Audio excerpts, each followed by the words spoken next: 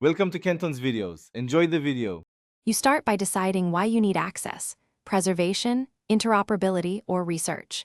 Make sure you legally own the content and record provenance. Purchase receipts or license numbers matter. Once done, assemble benign, non-circumventing utilities like a hex viewer and checksum tool to inspect file headers. These show file structure without breaking protection.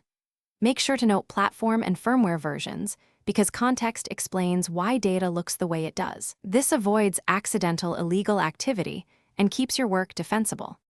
You next study the CIA container conceptually: headers, metadata, content blocks, and cryptographic signatures.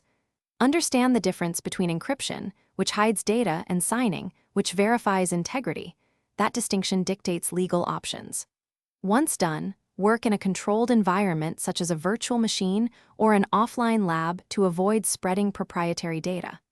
Make sure to create version backups before any analysis. Then use non-invasive inspection to identify formats and notes that can guide lawful. To finish responsibly, pursue official channels, contact the publisher, or use licensed tools to obtain an accessible copy. You should document all analysis steps, save checksums, and preserve original files unmodified so you can prove intent and process. If you hit barriers, stop and consult legal counsel or established preservation communities that handle DMCA-compliant workflows. One key troubleshooting tip: if file validation fails, revert to your original copy and double-check version info and metadata rather than attempting circumvention. Legal routes are safer and usually effective.